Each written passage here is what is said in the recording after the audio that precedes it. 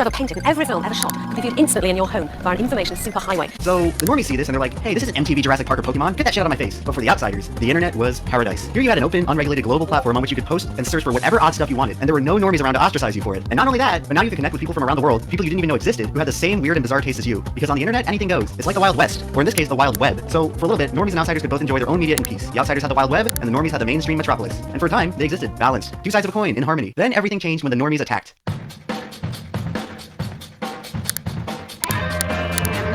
It's ironic, actually, how it's typically the normies that make fun of the outsiders for liking the media that we do, calling us weird and nerdy. When all along, the outsiders have always had superior media. There was a time when reading comic books was considered super nerdy, and now comic book characters make up 90% of the blockbusters in cinemas. There was a time when playing video games meant you were a virgin living in your parents' basement, and now people are making millions of dollars in front of millions of fans playing video games for a living. You see, the critical factor that sets outsiders apart from normies is that outsiders think outside the box. They're creative, contemplative, analytical. They aren't satisfied with anything less than original, ingenious content. This forces us to constantly innovate the media we consume and create. Outsiders like to go out and explore their media. Normies tend to want everything spoon-fed to them in a comfortable and unchallenging way. They love the same old patterns and formulas. If something works, why change it?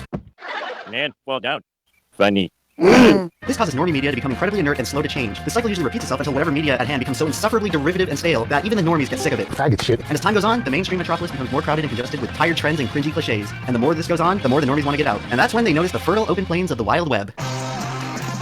So much like video games and comic books, internet memes were once an outsider-exclusive media. They were a kind of way for people from all these sort of obscure and unconventional communities to communicate with one another. An outsider's language, if you will. Originally, memes were just a way for members of online communities and fandoms to identify each other. They weren't really meant to be widely understood. Many early internet memes were just taken directly out of context from their original media. So in order to understand the meme, you had to understand the media from which it came. There was a time when, if you came across you either didn't understand the context and went on with your day, or you recognized that it was a World of Warcraft reference and you found it funny. This role-playing game, out in 2004, returns to the world of Azeroth, where heroes like Leroy Jenkins do battle.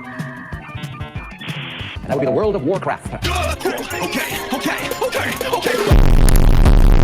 You established an immediate connection to whoever posted it without having to exchange a single line of direct communication. Then somewhere along the way, the idea of an internet meme became a lot more meta. Memes stopped being attached to media, and rather they started becoming media in their own right. People started sharing memes because they were memes, rather than as a method for communicating within a fandom. This was the beginning of meme culture on the internet. So at this point, memes were still an outsider's media source, but since they were now their own media source, lots of people felt obligated to catalog and document them. This purpose was fulfilled through sites like Know Your Meme and Urban Dictionary, but we'll be focusing specifically on Know Your Meme for this video. Now, I have some pretty mixed opinions about Know Your Meme. On one hand, it's a decent resource for researching the origins and history behind certain memes. However, the articles on there can widely vary in quality, with many being outdated and missing critical information. Pages can also be pretty slow to update from new meme development, so use the site at your own risk to research memes. In my view, Know Your Meme is a good source for basic information on meme origins, but I wouldn't rely on it too much for perspective and overall understanding, which, unfortunately, a lot of people do. But I can't really blame them that much. Know Your Meme is the only real site where all the information about memes is located in one location. The site can be classified as a secondary source for meme information. They don't make the memes, they only write about them. Much like historical secondary sources, Know Your Meme is easier to access at the cost of information quality. It's not that much of a problem until you add an additional layer of separation between the viewer and the meme. That's where behind the meme comes in. Now that we've covered all the basics of your training, it's time for the moment you've been waiting for.